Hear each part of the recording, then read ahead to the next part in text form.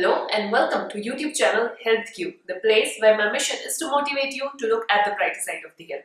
In today's video, let's understand what are the ways with which you can improve the sleeping quality of a child who is suffering from cerebral palsy. If you are interested to learning about this topic, make sure to watch this video till the end. And also make sure to subscribe to this channel and press that bell icon so that you can get notified every single time I upload a new video. So let's begin. Friends, sleeping is a very important and a core aspect of well-being of a human being. And kids or else a person who is suffering from cerebral palsy is also not an exception. A good sleep allows the body to relax. It also allows the body to regain the strength that is being lost following doing all the activities that a person needs to do throughout the day. And it also improves the immune system of a person. Now, due to certain factors, kids who suffer from cerebral palsy have trouble in having good sleep. And I would say 70% of kids who suffer from cerebral palsy will report sleep issues. Even though dealing with a sleep issue is not an easy task, but definitely there are few things that you as a parent can do in order to help your child to sleep better. So what are those ways we are going to discuss in this video? So let's begin. Now, sleeping issue in cerebral palsy kid is not just because of one reason, but there are several culprits that cause this issue. Hence, the first thing that you as a parent need to do in order to help your child to get better sleep is to identify that culprit. There are few factors that leads to disturbed sleep problem. These factors are seizure, muscle spasm, pain, difficulty in breathing due to spasm of the respiratory muscles, gastrointestinal upset, or else feeding issue, digestion issues, and sometimes some other illness that comes associated with the problem of cerebral palsy. Even tight clothing, wrong bedding are also some external factors that impact the quality of sleep. Hence, if you want that your child gets out or else get better sleep, you need to first identify what is the core culprit behind it. If a child is having seizures mostly following sleep time, then seizure is a culprit and needs to be addressed with the help of medication. If it is constipation that is leading to this issue, then definitely the underlying cause is constipation which needs to be addressed.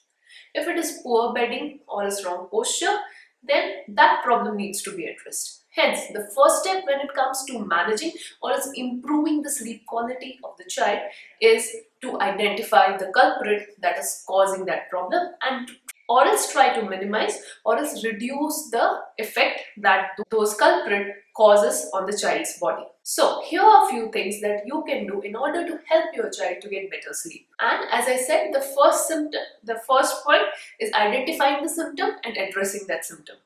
Make sure to take the help of your pediatrician or a general physician in helping to identify the cause and then addressing that cause with the help of either medication or some other assistive solutions. The second thing that you can do is starting a sleep diary.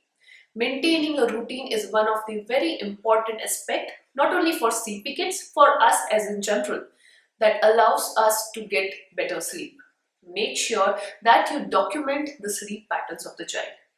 All you need to do is observe what are the patterns that child shows in terms of sleeping. What are the general time?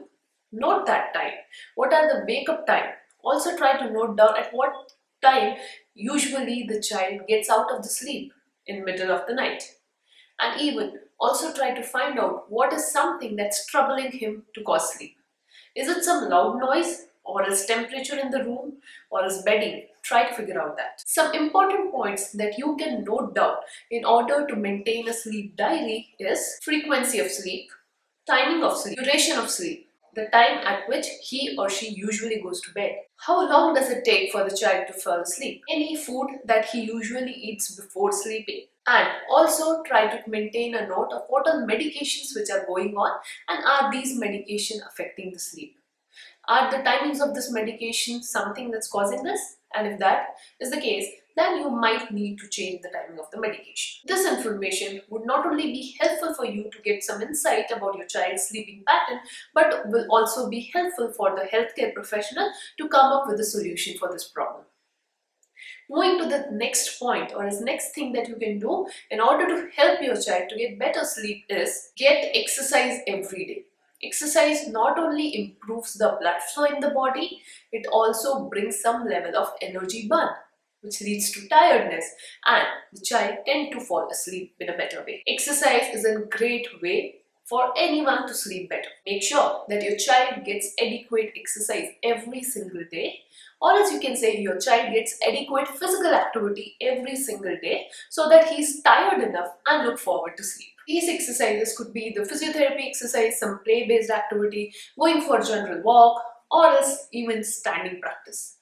The activity doesn't matter here. What matters is how much energy the child is burning through exercise so that the body needs that time to rest. The third important step that you can do in order to help your child to deal with the sleep issue is encouraging healthy diet. Food also play a very crucial role in allowing the child to fall asleep. Food definitely should be eaten 2 hours before bed. Certain foods causes breathing issue, which are cold causing food like fried items, dairy products. Avoid these products before going to bed as much as possible. Children with cerebral palsy are always at higher risk of nutrition issues compared to normal kids. This is because of eating and swallowing issues that is usually seen. Hence, if required, take help of a clinical nutritionist to form a diet plan for your child and choose some food that is not only nutritious but the texture of the food is in such a way that child is able to easily swallow or eat it. Developing a meal plan also helps you. And one pro tip that I would like to give here is encourage the child to eat more frequent small meals over 3 big large meals.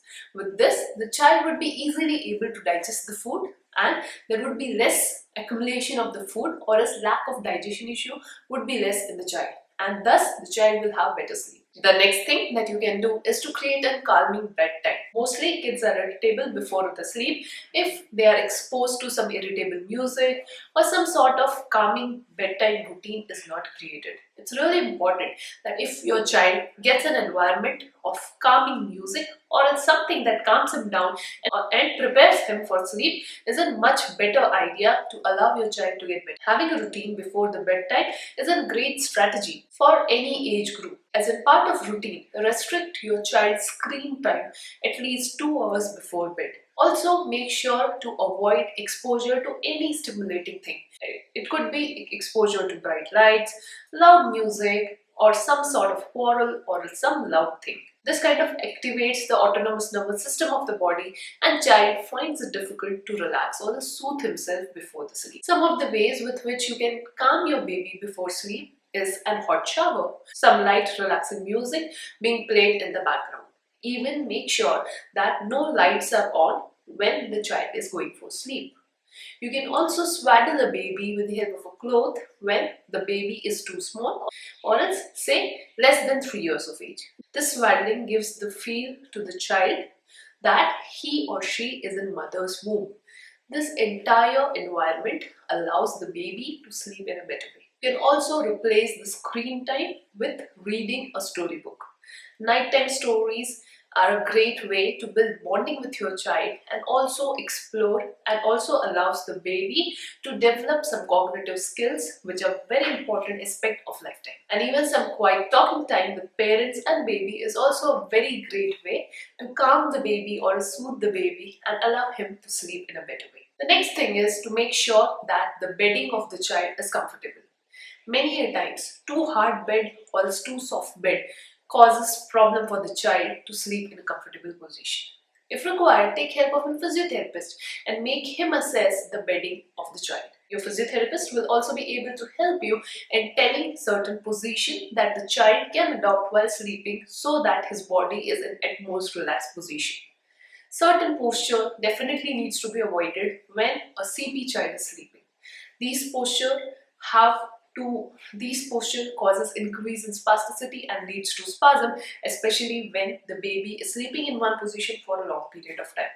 Hence, a good positioning technique is a very important way to allow the child to have better sleep. Next is sunlight exposure. Vitamin D is also a very crucial factor for the child to have better sleep. Make sure that you give good amount of sunlight exposure, especially something that's before 8 a.m. in the morning, to the child to get that adequate dose of vitamin D that allows the child to get better sleep. And last but not the least, take care of the general health and well-being of the child.